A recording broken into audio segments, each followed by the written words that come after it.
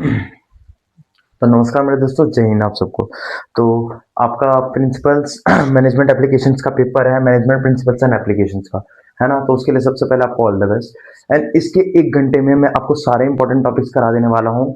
कम से कम टाइम लूंगा, कोशिश करूंगा कि 1 घंटे से भी कम लगे, सारे इंपॉर्टेंट टॉपिक्स करा दूंगा जो कि आपको एग्जाम में बैठते आपको डायरेक्ट आपके क्वेश्चन पेपर में आपको देखने को मिलेंगे। जैसे आप करके आते हो तो वो आपका एक अच्छा मार्क्स स्कोर करने में हेल्प करेंगे एंड आपको पास होने में जरूर हेल्प करेंगे, है ना। तो देखो, सबसे पहले बेसिक से चले जाते हैं। तो मैनेजमेंट की इंट्रोडक्शन पूछी हुई है यहाँ पे। तो मैनेजमेंट क्या है? Art of getting thing done from other, मतलब दूसरों से काम कराने की एक तरीका। ठीक है, एक ऐसी कला जिससे आप दूसरों से काम करवा सकते हो, तो वो आपका क्या है? मैनेजमेंट है। आगे देखते हैं। It is a process consisting of various activities. इसमें बहुत सारी एक्टिविटीज है, जैसे कि planning, organising, staffing, directing and controlling, जो कि आप अभी 12th में पढ़ के आए हो, उन्हीं की बात हो रही है। Planning, organising, staffing, directing, controlling and achieving goals with effectiveness and efficiency. अब देखो, इसमें सिर्फ ये कह रहा है कि जो आपका मैनेजमेंट का प्रोसेस है उसमें बहुत सारी चीजें कंसिस्ट होती है, बहुत सारी चीजें हैं। ठीक है, बहुत सारी एक्टिविटीज है, जैसे कि planning, organising, staffing, directing, controlling हो गई। इनको भी हम अंदर अभी समझ लेंगे क्या होता है।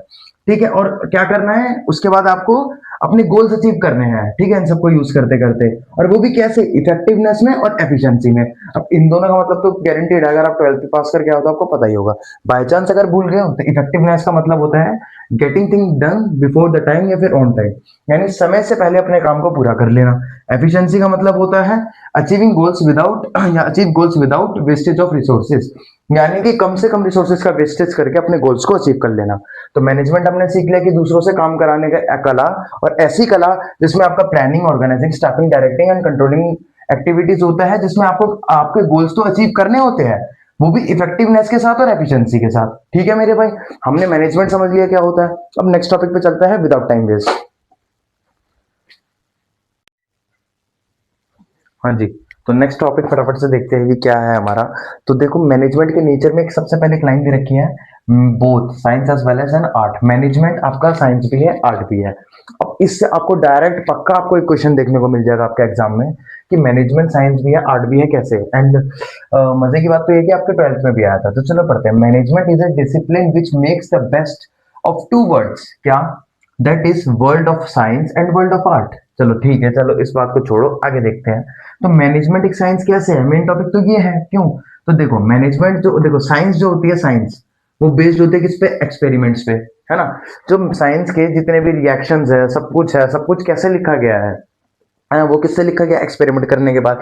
और मैनेजमेंट में भी सब कुछ कैसे लिखा गया? एक्सपेरिमेंट करने के बाद, है ना। तो ठीक है, ये तो दोनों में कंफर्म है। अब यूनिवर्सली एप्लीकेबल, साइंस के जो सिद्धांत है, साइंस की जो भी चीजें है, वो यूनिवर्सली एप्लीकेबल है।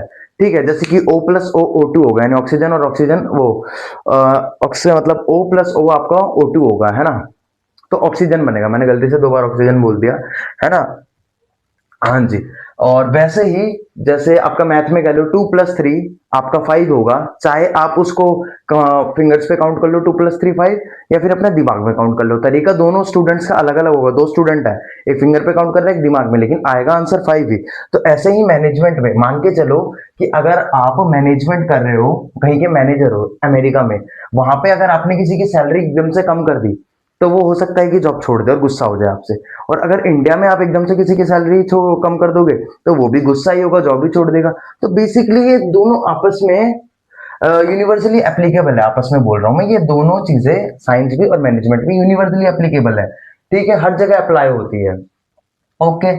आउटकम्स आर सो परफेक्ट, जो आउटकम्स होते हैं वो बिल्कुल परफेक्ट होते हैं, चाहे साइंस के आउटकम हो, चाहे आपके मैनेजमेंट के आउटकम हो, तो ये भी दोनों में परफेक्ट है। ठीक है। तो कॉज एंड इफेक्ट रिलेशनशिप, अगर आप कुछ करोगे तो कोई इफेक्ट होगा, मतलब आप कुछ करोगे तो उसका इफेक्ट जरूर आएगा। कहने का मतलब है कि साइंस में अगर आप कुछ करते हो जिससे रिएक्शन हो जाए, ठीक है, जैसे कि आप ऐसे कह लो कि जब आपको एक माचिस जलानी होती है, जैसे कैंडल जलती है ना। तो जब कैंडल को एक ग्लास में पैक कर दिया जाता है तो वो जलना बंद होती रहती है, बंद होती रहती है, जस्ट बिकॉज कि उसमें ऑक्सीजन नहीं मिलता। लेकिन अगर उस कैंडल में जैसे ही ऑक्सीजन आ जाता है, रिएक्शन होने शुरू हो जाती है, तो आग लगने लग जाती है ना। तो वैसे ही आपका ने कुछ किया तो उसका कोई इफेक्ट आया, तो इसको हम कहते हैं कॉज एंड इफेक्ट रिलेशनशिप। तो ये चीज मैनेजमेंट में भी होती है भाई, आप अगर कुछ करते हो तो उसका इफेक्ट आता है ना। तो ये भी चीज दोनों में वर्क करती है। एंड ये तीनों पॉइंट्स अगर मैच करते हैं तो यानी कि मैनेजमेंट एक साइंस तो है। अब हम ये देखने आते हैं कि मैनेजमेंट एक आर्ट कैसे है। ठीक है। तो सबसे पहले, हाँ, ये सबसे पहले साइंस का अपोजिट होता है, क्योंकि साइंस में सब कुछ कैसा रहता है, यूनिवर्सली एप्लीकेबल है ना। आपका हर एक चीज एक्सपेरिमेंट पे बेस्ड होता है। कहने का मतलब है कि एक सिस्टमेटिक वे, हाँ, इसमें एक लाइन रहेगी, सिस्टमेटिक वे, सब कुछ एक सिस्टमेटिक वे में रहता है, सिस्टमेटाइज्ड रहता है साइंस के अंदर। लेकिन मैनेजमेंट में ऐसा नहीं है। मैनेजमेंट में बेस्ड ऑन पर्सनल स्किल, मतलब आर्ट्स के अंदर कह रहा हूँ, मैनेजमेंट एज एन आर्ट में ये आर्ट किस पे बेस्ड रहती है, कला, आर्ट किस में बेस्ड रहती है, आपकी पर्सनल स्किल पे बेस्ड रहती है। ठीक है, मान के चलो आर्ट आप कह लो, ड्राइंग की आर्ट कह लो, है ना, तो वो भी आपके पर्सनल स्किल पे बेस्ड रहती है। अगर कोई टीचर पढ़ा रहा है तो वो भी उसके पर्सनल स्किल पे ही बेस्ड रहेगी, है ना। तो अब मैनेजमेंट भी, जैसे देखो आर्ट है वो बेस्ड किस पे है, पर्सनल स्किल पे, ऐसे ही मैनेजमेंट भी पर्सनल स्किल पे बेस्ड होती है। ठीक है, जब मैं दो राइट लगाऊं, इसका मतलब ये है कि वो चीज मैनेजमेंट में भी लागू हो रही है और आर्ट में भी लागू हो रही है। यहाँ हर जगह दो दो राइट है, इसका मतलब साइंस में भी लागू हुई है और मैनेजमेंट पे भी लागू हुई है। आगे देखते हैं क्या लिखा है। It's all about creativity, thinking and imagination. Art में सब कुछ किस लिए और कैसे होता है, क्रिएटिविटी से, हमारी सोच से, थिंकिंग से और इमेजिनेशन से, हम कि कितना अच्छा सोच सकते हैं, कितना अच्छा क्रिएटिविटी कर सकते हैं। रुकना एक मिनट, हाँ जी। तो ऐसे ही मैनेजमेंट में भी अगर आप जितना अच्छा सोचोगे, जितनी अच्छी क्रिएटिविटी करोगे, उतना ज्यादा अच्छा आपको रिजल्ट मिलेगा। तो ये चीज भी आर्ट और मैनेजमेंट दोनों में एप्लीकेबल होती है। लास्ट है थियोरिटिकल नॉलेज। देखो मैनेजमेंट के लिए भी कुछ बुक्स है, आर्ट के लिए भी कुछ बुक्स है ना, आर्ट्स के लिए भी कुछ बुक्स है कि किस चीज को कैसे करना होता है, मैनेजमेंट के लिए भी कई सारे प्रिंसिपल्स की बुक्स है ना। तो इन दोनों में ही थ्योरेटिकल नॉलेज की नीड होती है, तो दोनों में नीड है। क्या मैं सही हूँ? ठीक है, तो ये सारी चीजें अगर एप्लीकेबल हो रही है तो हाँ जी, मैनेजमेंट एक आर्ट है। ठीक है, हाँ जी, मैनेजमेंट एक साइंस भी है, लेकिन मैनेजमेंट एक प्रोफेशन नहीं है अभी इस वक्त। मैनेजमेंट अभी इस वक्त एक प्रोफेशन नहीं है, वो एक प्रोफेशन बन जाएगा, तो उसको भी फटाफट से निपटा देते हैं।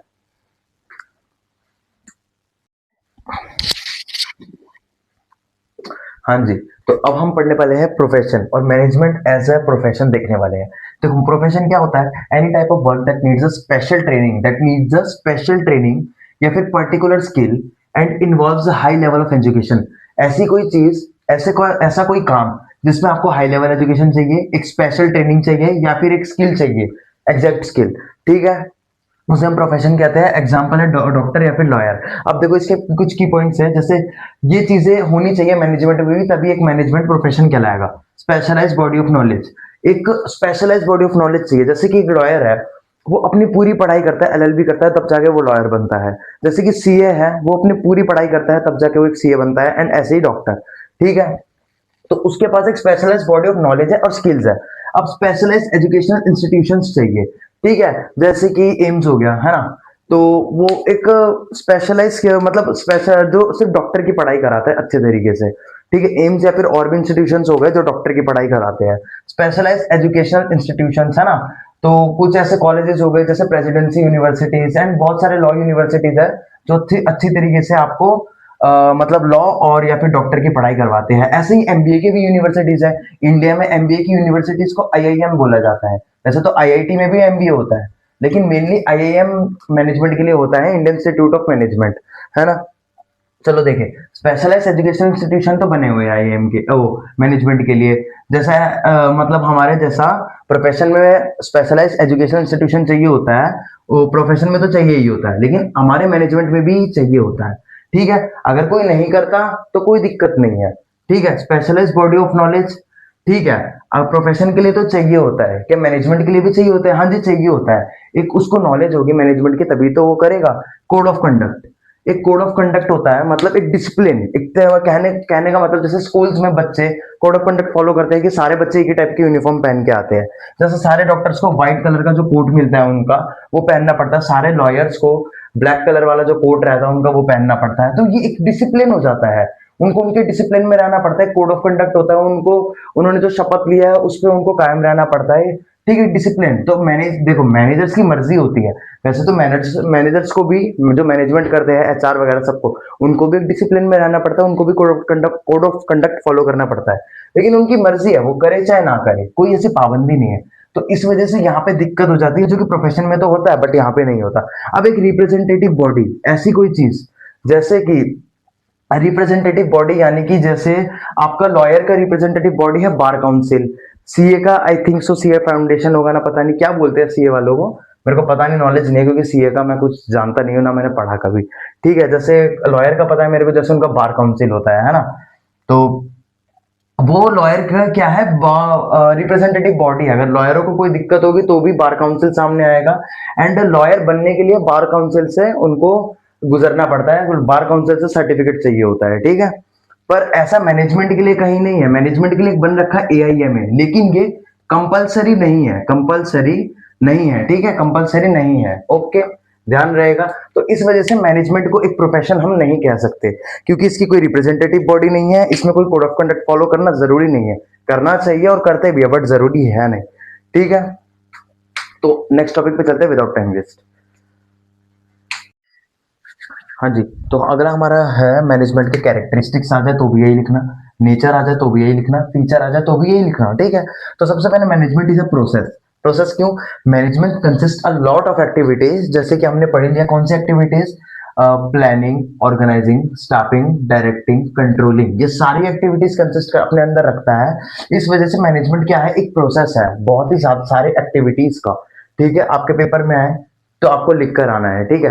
अगर आप बोलोगे, कमेंट करोगे, तो आप पीडीएफ आपको चाहिए होगी तो कमेंट कर देना, मैं इसकी अलग से पीडीएफ बनवा के भी आपके ग्रुप में डलवा दूंगा, टेलीग्राम ग्रुप पे। लेकिन उससे पहले आपको कमेंट करना पड़ेगा और चैनल में जाके टेलीग्राम को ज्वाइन करना पड़ेगा, ठीक है, डिस्क्रिप्शन में जाके।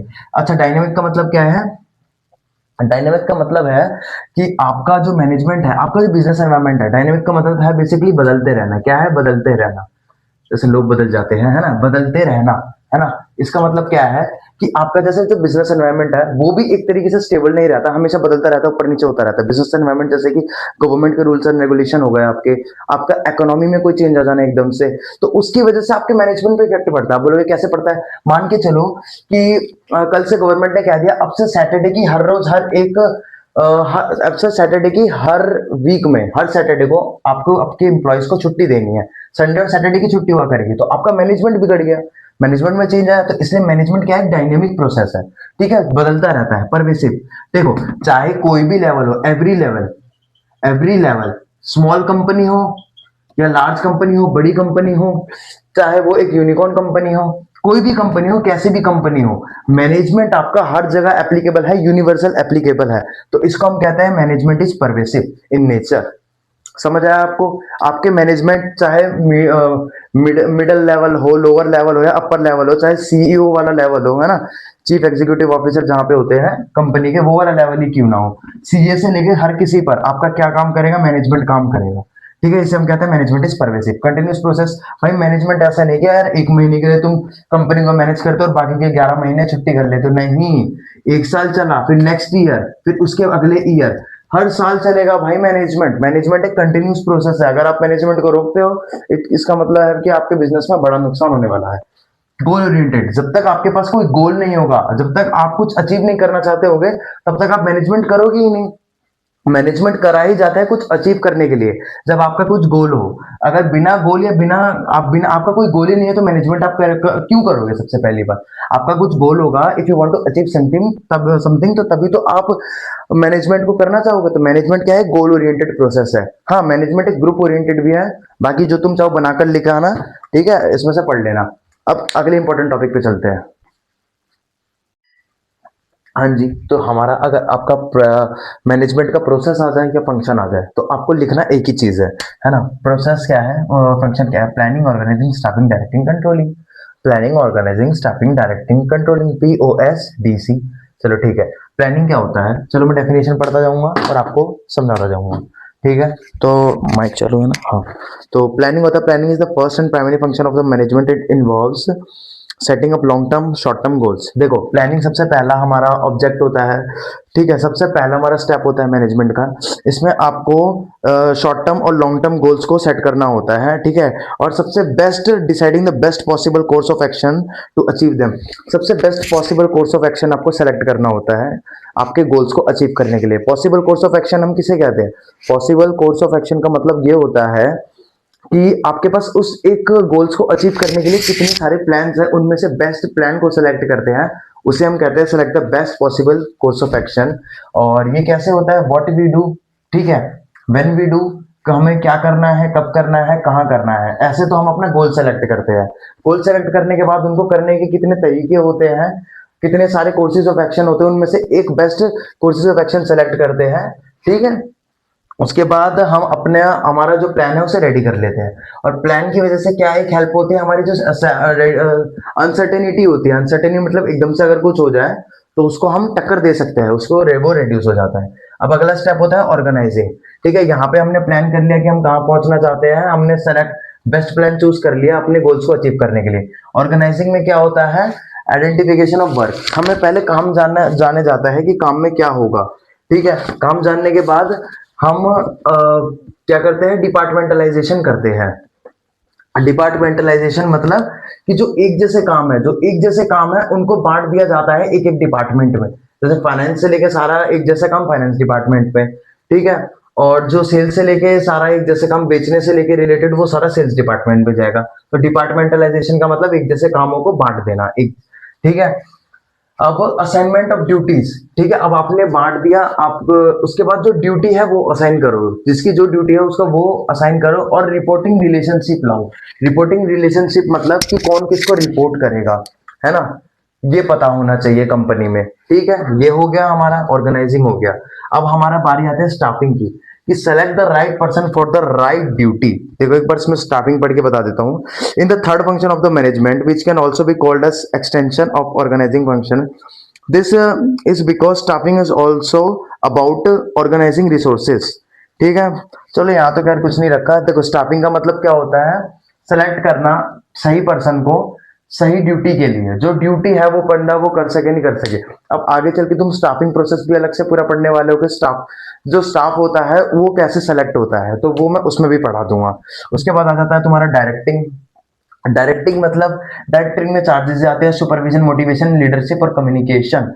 ठीक है, तो सुपरविजन किसे कहते हैं, सुपरविजन मतलब उन पर ध्यान देना कि ये लोग सही से काम कर रहे हैं नहीं कर रहे हैं। ठीक है, प्लान के अकॉर्डिंग सब कुछ हो रहा है नहीं हो रहा है, सुपरविजन ये हो गया तुम्हारा।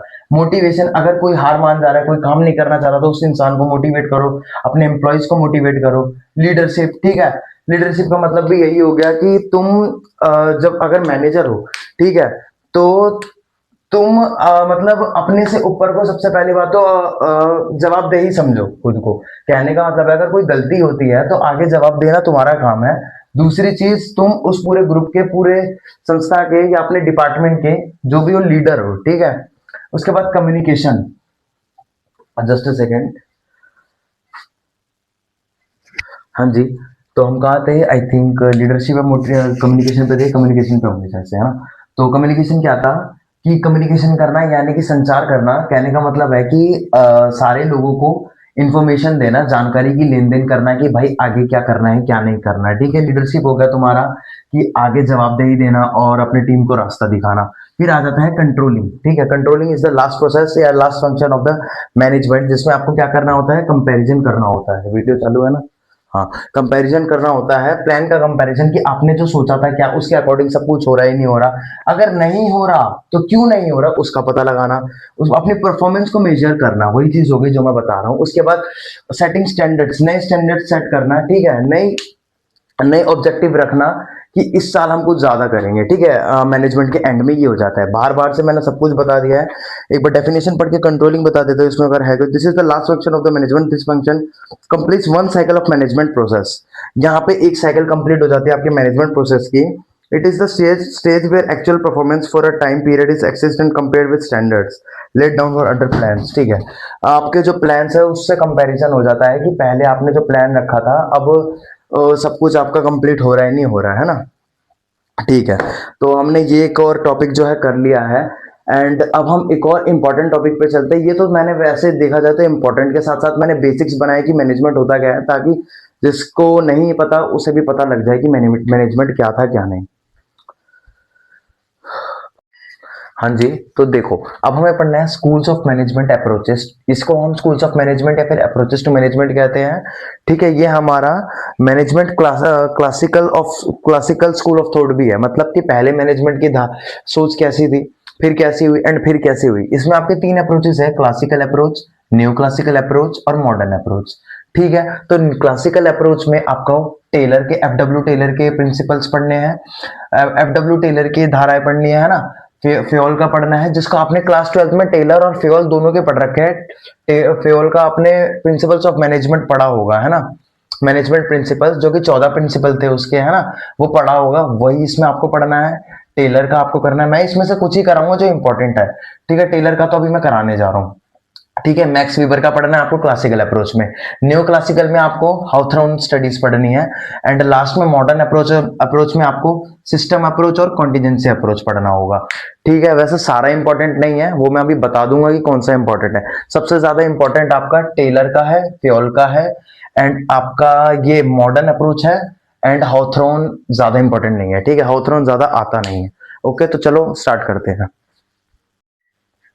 हाँ जी, तो अब बहुत इंपॉर्टेंट टॉपिक करने वाले हैं, जिसका नाम है F W Taylor scientific management approach. तो ठीक है, सबसे पहले साइंटिफिक मैनेजमेंट के जो फादर है वो एफडब्ल्यू टेलर है, ये बात याद रखना, ठीक है। 1911 में उन्होंने एक बुक लिखी जिसका नाम था प्रिंसिपल्स ऑफ साइंटिफिक मैनेजमेंट। चलो सारी बातें खत्म। अब science not rule of thumb, पहला पॉइंट है science not rule of thumb. इसमें क्या लिखा गया है science not rule of thumb book में हमारे, है ना। तो देखो, he further stated that there are many ways to achieve a goal but there is only best way to doing that. देखो ये बोल रहा है कि ये जो मैनेजमेंट है ना, ये भाई अंदाजे का काम नहीं है, ये ऐसे ही मतलब हिडन ट्रायल मेथड नहीं है कि कोई भी कुछ भी लगा के कर लो, नहीं ऐसा कुछ नहीं है भाई, अंदाजे में कुछ नहीं करना। हर चीज का एक सिस्टमेटिक वे है करने का, हर चीज को करने के बहुत सारे वे हैं, उनमें से बेस्ट वे ढूंढो करने का, और उसको एक साइंटिफिक वे में करो, है ना। ये बोला था हमारे एफडब्ल्यू टेलर साहब ने, ठीक है। उन्होंने कहा था उस चीज को साइंटिफिक तरीके से करो, साइंटिफिक मैनेजमेंट से करो, मैनेजमेंट जो है। तो उन्होंने इसके लिए कुछ टर्म्स बताई, जैसे कि method study, motion study, time study, फैटिक study.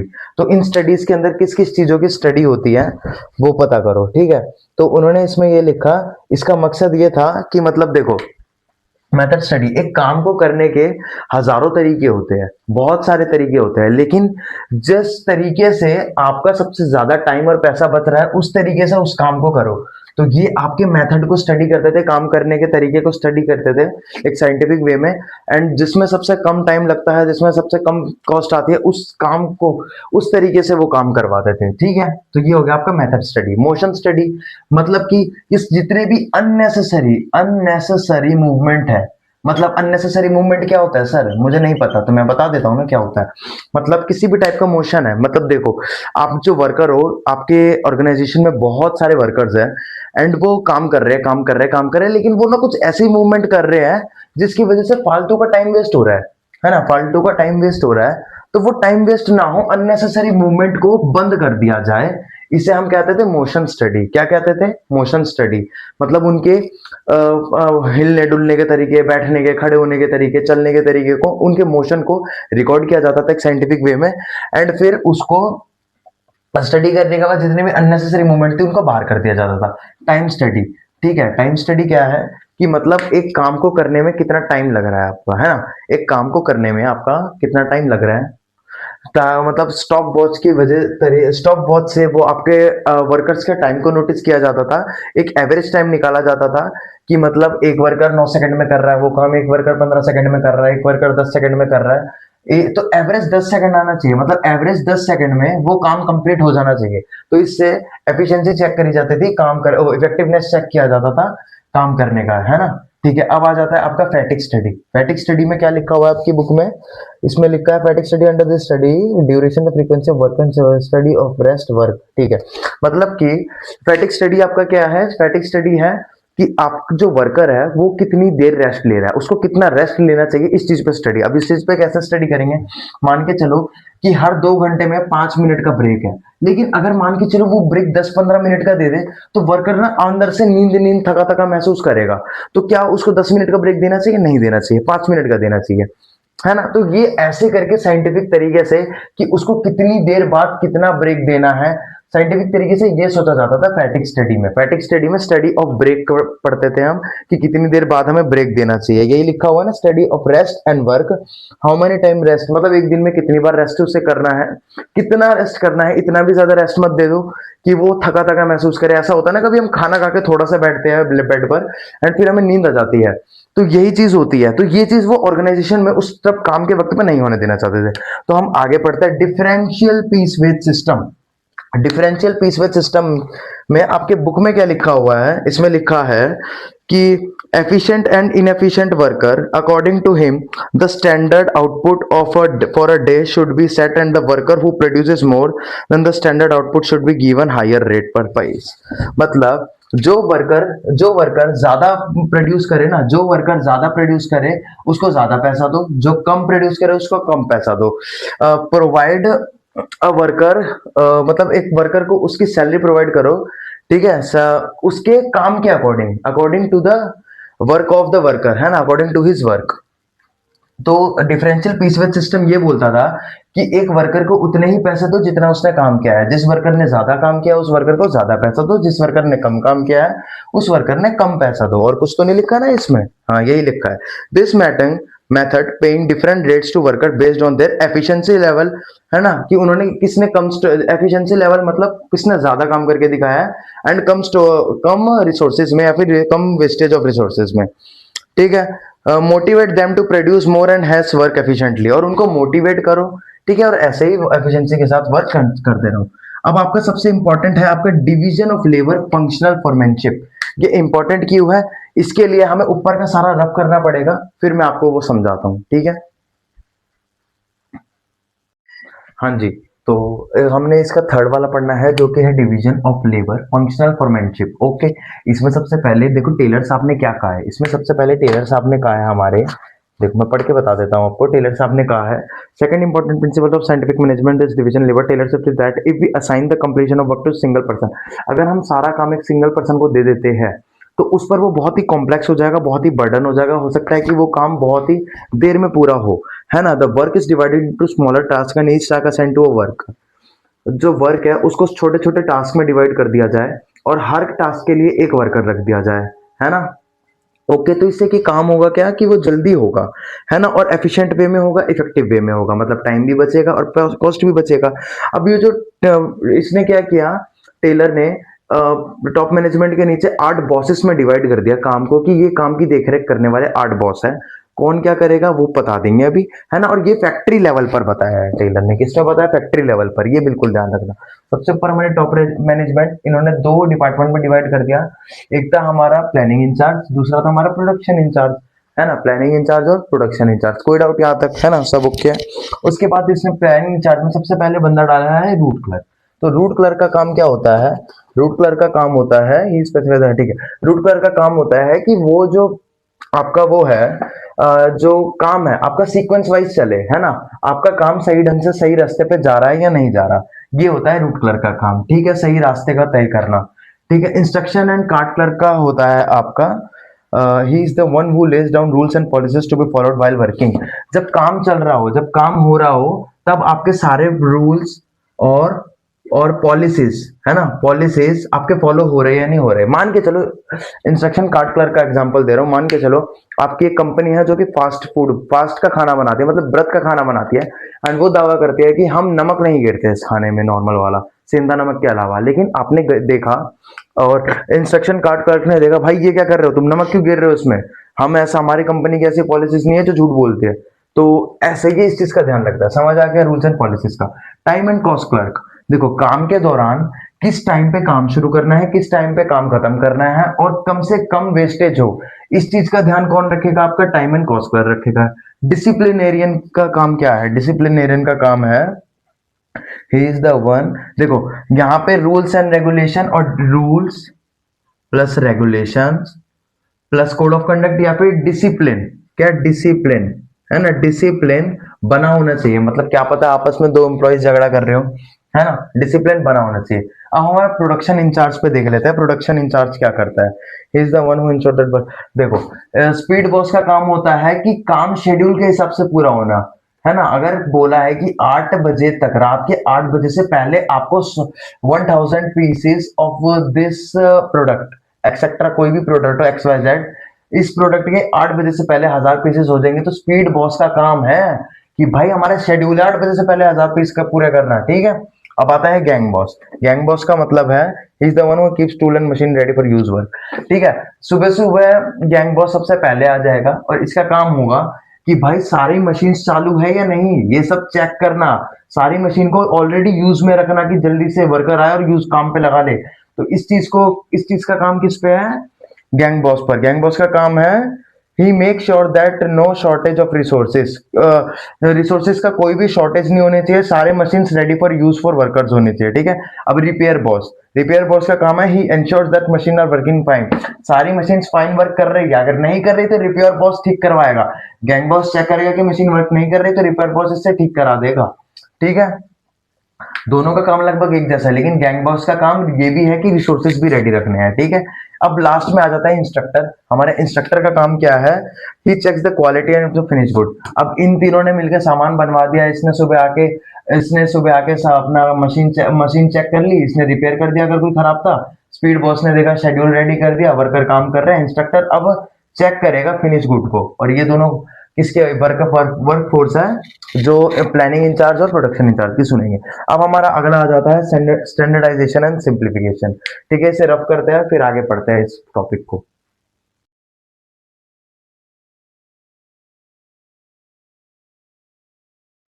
हाँ जी, तो मैंने सोचा कि क्या रफ करना, फटाफट इसी में से बता देता हूँ क्या होता है standardisation and simplification.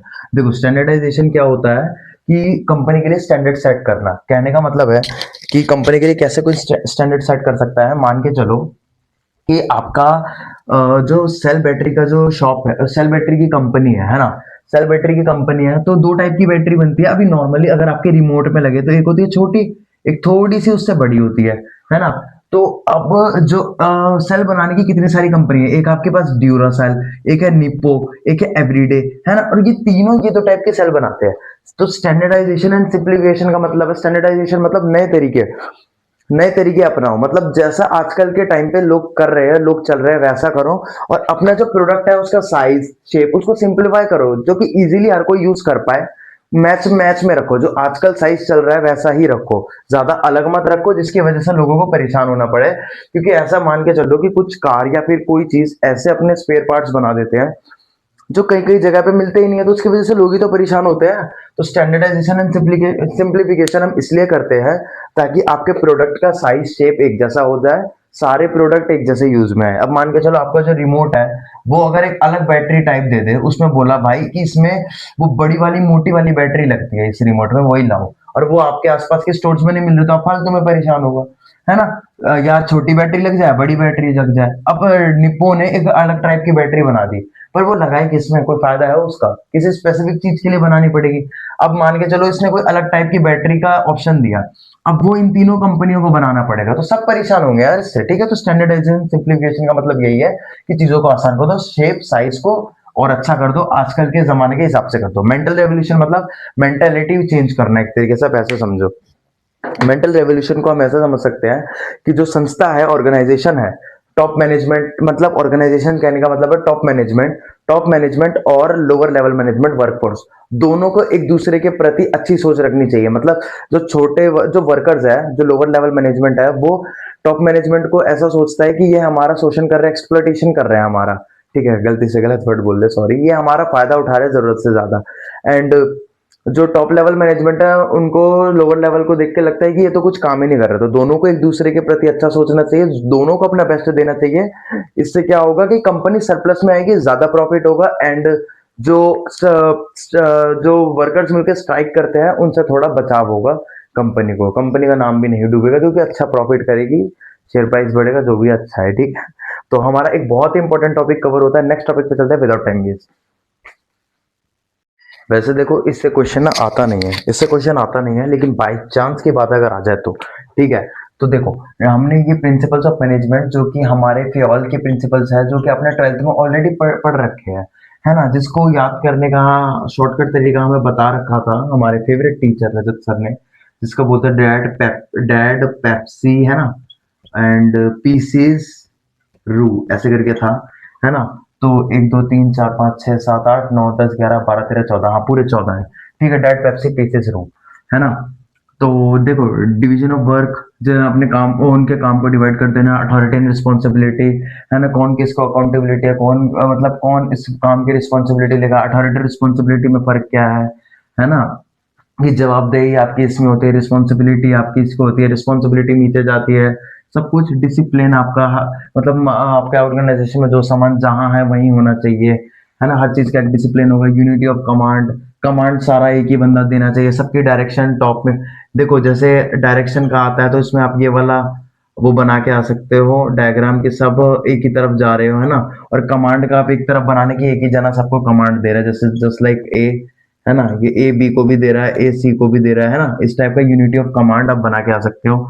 Subordinate of individual interest to general interest, मतलब कि एक मतलब एक पर्सन है जो कि काम कर रहा है, उसको अपना ही फायदा देखकर नहीं काम करना चाहिए, और कंपनी का फायदा देखकर काम करना चाहिए। रेम्यूनरेशन, है ना, टाइम पे सैलरी दो, रेम्यूनरेशन देनी कैसी है वो तरीका दो, centralisation decentralisation, scalar chain, order, order equity, है ना। अच्छा आई थिंक सो वो ऑर्डर था कि जो सामान जहाँ वहीं रखा होना चाहिए, एक बार तुम देख लेना, है ना, हमारे ऑर्गेनाइजेशन में डिसिप्लिन बनाना है वो, हाँ प्रिंसिपल ऑफ ऑर्डर था वो, कि जो सामान जहाँ है वहीं रखा होना चाहिए। इक्विटी कि लोगों में मतलब हमारे ऑर्गेनाइजेशन में आपस में इक्विटी बनी रहे, स्टेबिलिटी, एम्प्लॉयज की स्टेबिलिटी बनी रहे, जो कोई जल्दी जल्दी जॉब छोड़ के ना जाए। इनिशिएटिव, एस्पिरिटेड कॉप्स, अच्छा एस्पिरिटेड कॉप्स का मतलब हो जाता है आपका कि आई चेंज हो जाता है बी से, मतलब ऑर्गेनाइजेशन में लोग खुद ना करे कि मैं कर लूंगा, नहीं, बी, आई इस चेंज, मतलब आई चेंज हो जाता है किसके बदौलत, बी के बदौलत, बी के बदौलत, बी मतलब आगे कोई ये नहीं बोलेगा कि मैं ये काम कर दूंगा, ये बोलेंगे कि हम ये काम कर देंगे। तो मैंने बस बार बार से आपको बता दिया। अब एक इंपॉर्टेंट टॉपिक है वो आप कर लेना, है ना, जैसे आपको ये आ जाता है फेयोल, टेलर वर्सेस फेयोल, ऐसे आ जाता है कि साइंटिफिक मैनेजमेंट वर्सेस आपका प्रिंसिपल्स मैनेजमेंट, अगर ऐसे आ जाता है तो भी आप यही टॉपिक लिख कर आ जाना, है ना। या तो आप ऐसे इसमें एक ये टॉपिक कर सकते हो आप कि classical approach versus modern approach, है ना। तो क्लासिकल अप्रोच तो यही हो गई हमारे हिसाब की, प्रिंसिपल्स ऑफ मैनेजमेंट हो गई, एफडब्ल्यू टेलर हो गई। मॉडर्न अप्रोच एक बार आप खुद से पढ़ लेना, हो सके तो टाइम है तो, नहीं तो कोई दिक्कत नहीं है। ये क्वेश्चंस मैंने जितने भी बता दिए इनसे भी डायरेक्ट आपको देखने को क्वेश्चन मिल जाएगा। आगे चलते हैं। हाँ जी, तो फटाफट से हमें 3 टॉपिक पढ़ने हैं, डेलीगेशन, सेंट्रलाइजेशन, डिसेंट्रलाइजेशन। देखो डेलीगेशन क्या होता है, डेलीगेशन होता है जब आप अपने पावर्स को, अपने रिस्पॉन्सिबिलिटीज को अपने सबऑर्डिनेट को दे देते हो। अपना सबऑर्डिनेट मतलब जो आपसे नीचे काम करते हैं। मैं इसका डेफिनेशन पढ़ के एक बार आपको बता देता हूँ ना, तो आपको ज्यादा अच्छे से समझ आएगा। ठीक है, तो the delegation term use for assigning the task and responsibility, जिसमें टास्क और रिस्पॉन्सिबिलिटी उस पर्सन को दे दी जाती है जो आपका कौन हो, आपका सबऑर्डिनेट हो, है ना। ऑल ऑर्गेनाइजेशन मैटर बिग और स्मॉल, ये मैटर नहीं करता कि आपका ऑर्गेनाइजेशन बड़ा है छोटा है, डेलीगेशन करना जरूरत है, क्योंकि एक इंसान पे बहुत ज्यादा बर्डन नहीं रखा जा सकता। अपने बर्डन को कम करने के लिए डेलीगेशन किया जाता है। डेलीगेशन करने से आपको क्या फायदा होता है कि आपका बर्डन कम होता है। इंपॉर्टेंस बता रहा हूँ, इंपॉर्टेंस या फिर बेनिफिट ऑफ डेलीगेशन। अगर क्वेश्चन में है तो डायरेक्ट लिखना, आपका बर्डन कम होता है, रिड्यूस बर्डन, प्लस आपका टाइम बचता है, क्योंकि आपको और भी काम करने होते हैं ना। अगर आप ये कुछ छोटे मोटे काम अगर आपने अपने सबऑर्डिनेट को दे दिए तो आपका टाइम बचेगा, है ना। इससे आपका reduce burden and save time, है ना, and help work done in efficiency. ठीक है, अगर आप वैसा कोई काम किसी और को देते हो तो चलो इसमें और भी पढ़ लेते हैं। अब इसका प्रोसेस क्या है, डेलीगेशन तो हमने पढ़ लिया क्या होता है, अपने सबऑर्डिनेट को काम देना, लेकिन इसमें सबसे पहला प्रोसेस है असाइनमेंट ऑफ रिस्पॉन्सिबिलिटी। आप उसको वो जिम्मेदारी दे रहे हो कि भाई तेरी जिम्मेदारी है, ये काम मुझे 1 आवर में पूरा चाहिए। ठीक है, अब इसने बोला अच्छा सर 1 आवर में पूरा चाहिए, तो सर ये काम मैं कैसे करूं, उसके लिए तो मुझे आपके लैपटॉप की जरूरत है। तो भाई ठीक है, आपके लैपटॉप की जरूरत है तो ठीक है भाई, तेरे पास अथॉरिटी है, चल ले जा तू मेरा लैपटॉप ले जा। जब आप डेलीगेशन दे रहे हो तो आपको डेलीगेशन ऑफ अथॉरिटी भी देना है। जब आप उसको एक रिस्पॉन्सिबिलिटी असाइन कर रहे हो ना, तो आपको उसको अथॉरिटी भी देनी पड़ेगी, आपको उसको पावर भी देनी पड़ेगी कि हाँ तू ये चीजें कर सकता है। तो बोले सर हम, उसने बोला सर आपका लैपटॉप, तो उसने बोला चल ठीक है 1 आवर के लिए तेरे पास मेरा लैपटॉप है, कोई दिक्कत नहीं है। उसके बाद इस्टेब्लिशिंग अकाउंटेबिलिटी। अब ये पार्ट तो डेलीगेशन का ही है, लेकिन अकाउंटेबिलिटी किसकी रहेगी। मान के चलो एक डिपार्टमेंटल हेड है, एक डिपार्टमेंटल हेड है, और उसने अपना काम अपने किसी सबऑर्डिनेट को दे दिया, है ना, सबऑर्डिनेट को दे दिया। अब लेकिन टॉप मैनेजमेंट आया डिपार्टमेंटल हेड के पास, बोला ओए भाई क्या होगा, 1 घंटे में काम करने वाला था, क्या हुआ, नहीं किया। तो इसके लिए अकाउंटेबिलिटी किसकी रहेगी, कौन जवाब देगा टॉप मैनेजमेंट को, जवाब भाई डिपार्टमेंटल हेड ही देगा, क्योंकि टॉप मैनेजमेंट ने डिपार्टमेंटल हेड को काम दिया था। अब इसने अपना काम इसको सौंपा, तो वो टॉप मैनेजमेंट वालों की गलती भी नहीं है, इसकी भी गलती नहीं है भाई। इसने इसको सौंपा, इसकी ये गलती है इसने लेट करा, लेकिन अकाउंटेबिलिटी कौन रहेगा? डिपार्टमेंटल हेड, जिसको काम दिया था वही रहेगा। ठीक है, एग्जाम्पल था बस एक। डेलीगेशन समझ लिया, फटाफट स्पीड में डिसेंट्रलाइजेशन और सेंट्रलाइजेशन समझते हैं। एंड ये हमने डायरेक्ट यूनिट 3 में जंप करा है, ये ऑर्गेनाइजिंग का पार्ट है यूनिट 3 का। ठीक है, फटाफट से अगले मतलब नेक्स्ट टॉपिक पे चलते हैं ना। हाँ जी, तो हमें नेक्स्ट टॉपिक जो पढ़ना है वो है सेंट्रलाइजेशन एंड डिसेंट्रलाइजेशन। ठीक है, तो सेंट्रलाइजेशन हम किसे कहते हैं? ऐसा मान के चलो कि सारी पावर्स क्या हो जाना? सेंट्रलाइज्ड हो जाना, है ना। तो जब मतलब सारी पावर्स, सारे ऑर्डर्स देने की जो पावर्स है वो किसके पास है? टॉप लेवल मैनेजमेंट के पास है। टॉप लेवल मैनेजमेंट ही सबको ऑर्डर दे रहा है ना। तो वो आपका क्या हो जाएगा? वो आपका सेंट्रलाइजेशन हो जाएगा, है ना। लेकिन ये जो आपका डिसेंट्रलाइजेशन है, पावर को हर लेवल पर बांटने की बात करता है। मतलब आपके पास कुछ पावर है, वो आपने कुछ पावर मिडिल लेवल को दे दी, कुछ लोअर लेवल को दे दी, है ना। छोटे मोटे चीजें इनको, छोटे मोटे पावर्स इनके हाथ में दे दिए। तो इस चीज को हम डिसेंट्रलाइजेशन कहते हैं। डिसेंट्रलाइजेशन एक मॉडर्न अप्रोच है। इसे करने से ये क्या होता है कि एम्प्लॉय मोटिवेट फील कर पाता है, क्योंकि उसके पास कुछ अथॉरिटी आती है, कुछ पावर्स आती है, कुछ रिस्पॉन्सिबिलिटीज आती है, जिसकी वजह से जो एम्प्लॉय है वो बहुत ज्यादा मोटिवेट फील करता है, वो पहले से खुश होकर काम करता है। इनके बीच में एक डिफरेंस है जो बेसिस है अथॉरिटी। तो अथॉरिटी किस पे होती है? कॉन्सेंट्रेटेड एट वन पॉइंट, एक ही पॉइंट से अथॉरिटी, एक ही पॉइंट पे अथॉरिटी होती है, यानी टॉप लेवल पे। एंड यहाँ पे अथॉरिटी डिस्ट्रीब्यूटेड सिस्टमेटिकली, अथॉरिटी को सिस्टमेटिकली डिस्ट्रीब्यूटेड किया जाता है हर लेवल पे, ऑर्गेनाइजेशन के हर लेवल पे। फ्लो अप अथॉरिटी मतलब कहाँ से? इसमें हेयर अथॉरिटी फ्लोज अपवर्ड, ठीक है, ऊपर से। And here authority flows downward, ठीक है, यहाँ पे ऊपर से नीचे की तरफ हम आपकी अथॉरिटी आ रही होती है। ठीक है, अप्रोच, ये ट्रेडिशनल अप्रोच है, यानी पुरानी अप्रोच है, और ये मॉडर्न अप्रोच पे बेस्ड है डिसेंट्रलाइजेशन। एम्प्लॉय रोल, यानी यहाँ पे एम्प्लॉय सिर्फ फॉलो करता है ऑर्डर को। ठीक है, यहाँ पे एम्प्लॉय ज्यादा मोटिवेट फील नहीं करता, लेकिन यहाँ पे खुश से खुश होकर वर्क करता है, नए नए क्रिएटिव आइडिया। इसके पास अथॉरिटी होती है, इसके पास पावर्स भी होती है, तो ये नए नए आइडियाज को यूज कर सकता है ना। यहाँ पे एम्प्लॉयज थोड़ा ज्यादा खुश भी रहता है। ठीक है, तो यूनिट 3 का एक बहुत अच्छा टॉपिक जो करा दिया, जो आपको एग्जाम में पक्का देखने को मिलेगा। अब मैं कोशिश करता हूँ कुछ टॉपिक्स और हो जाए, क्योंकि वीडियो ज़्यादा लंबी होती जा रही है। एंड अभी रात के 2:25 हो रहे हैं, तो बस वही बात है, हेडेक पूरा हो रहा है। बट चलो करते हैं।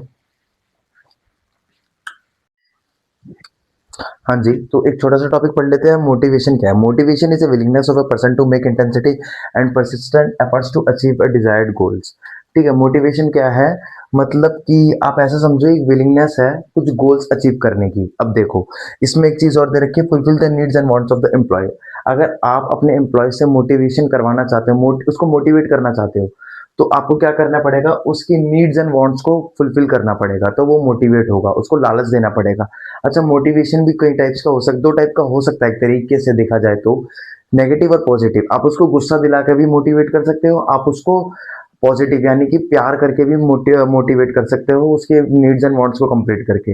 एक तरफ आप उसको ऐसे बोल सकते हो, तू मोटा है, तेरे से रनिंग नहीं होगी, है ना, लेकिन अब वो गुस्से में आके रनिंग करेगा। लेकिन एक तरफ जब वो रनिंग कर रहा होगा अच्छे से, तो बोला भाई तूने तो यार अच्छी रनिंग करी, तो वो और ज्यादा रनिंग करेगा। तो दो तरीके से आप एक इंसान को मोटिवेट कर सकते हो।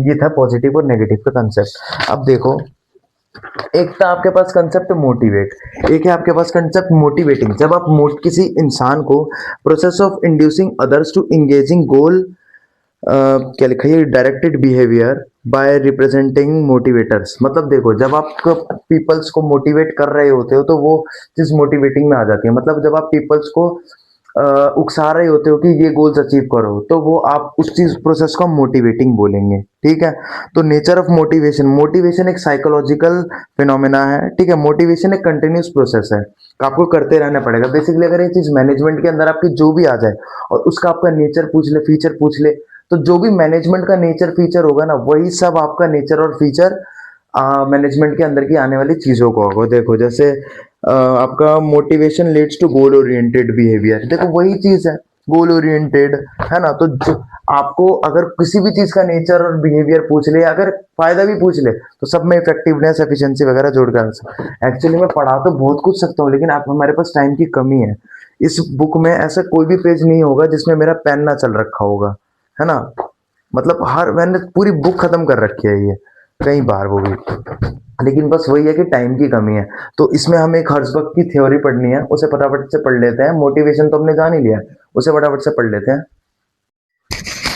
हाँ जी, तो अब हमें पढ़ना है हर्ज़बर्ग टू फैक्टर थ्योरी। ठीक है, ये मोटिवेशन पे होने वाली है बेसिकली ये थ्योरी, है ना? तो इनकी ये थ्योरी में इन्होंने 2 फैक्टर दिए हैं, एक है हाइजीन फैक्टर्स, एक है मोटिवेशनल फैक्टर्स।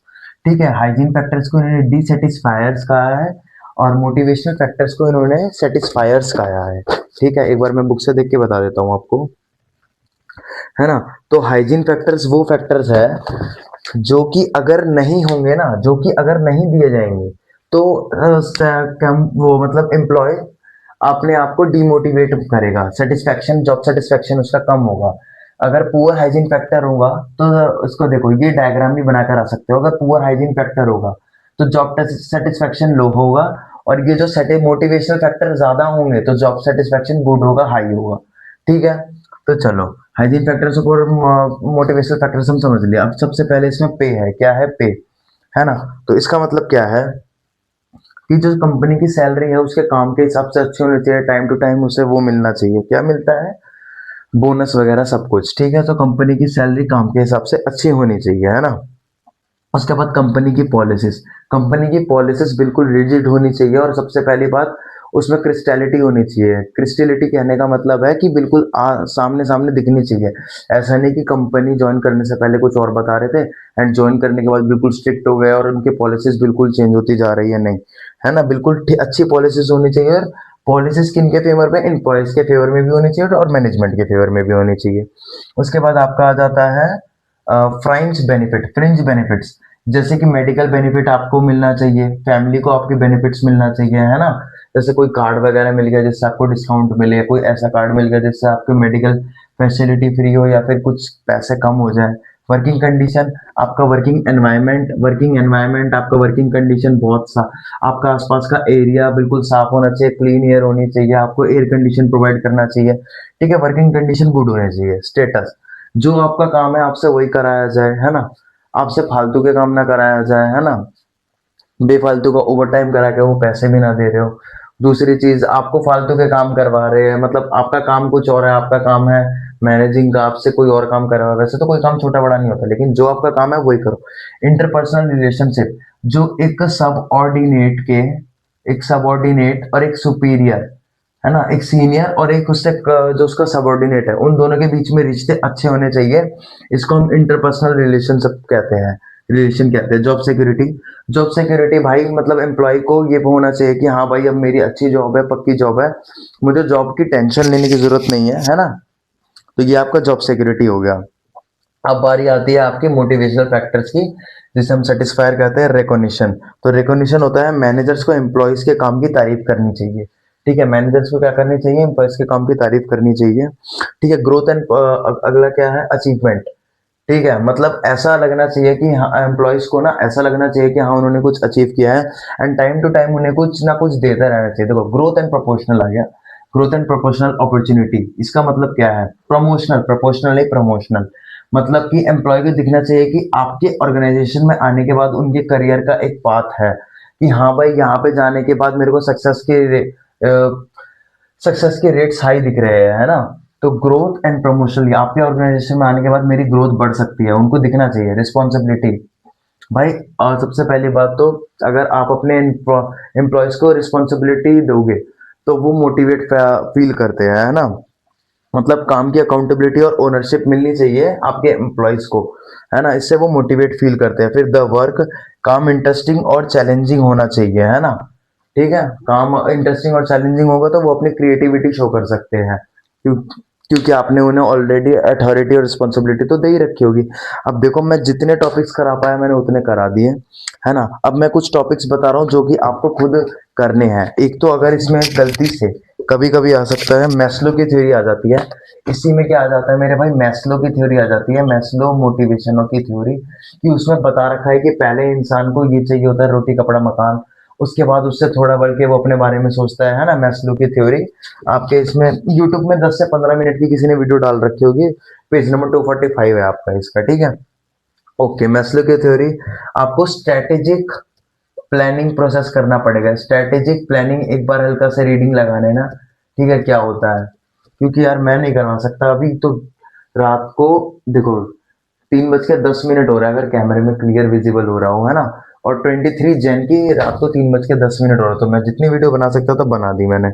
ठीक है, आपको लीडर एक बार स्ट्रेटेजिक प्लानिंग पढ़ना है, मैस्लो की थ्योरी पढ़नी है और लीडरशिप पढ़ना है। मैं ज्यादा कुछ नहीं दे रहा पढ़ने के लिए, क्योंकि मोस्टली मैंने जितना पढ़ा सकता था यार मैंने उतना पढ़ा दिया। ठीक है, हाँ, ये 4 चीजें पढ़ लेना, मैस्लो की थ्योरी, स्ट्रेटेजिक प्लानिंग, लीडरशिप, है ना, और एक स्टाफिंग प्रोसेस। स्टाफिंग क्या होता है वो तो मैंने बता दिया, लेकिन एक बार स्टाफिंग का प्रोसेस आप पढ़ लेना। मोस्टली चीजें मैंने सारी पढ़ाई दी है। एंड अगर इसका पार्ट 2 लाना है तो प्लीज आप मेरे को कमेंट कर देना कि इसका पार्ट 2 चाहिए। आई विल प्रोवाइड, ठीक है, कोशिश करूंगा। मतलब मैं और एक दो और इंपॉर्टेंट टॉपिक्स कवर कर दूंगा, या तो कोई स्पेसिफिक टॉपिक होगा कि सर ये वाला टॉपिक बता दो, तो वो टॉपिक भी कमेंट में लिख देना, मैं बता दूंगा, कोई दिक्कत नहीं है। ठीक है, एंड देखना ये जो आप टॉपिक करके जा रहे हो आपको एग्जाम में डायरेक्ट बेनिफिट मिलेगा, आप पास तो पक्का हो जाओगे, है ना। और best of luck, all the best for your exam as well. And अगर हो सके तो टेलीग्राम चैनल ज्वाइन करना, और कमेंट एक अच्छा सा कमेंट कर देना अगर मेरी वीडियो अगर आपको अच्छी लगी हो तो। ठीक है, लाइक एंड सब्सक्राइब के लिए नहीं बोल सकता मैं, नहीं बोलता मैं। Thank you, take care.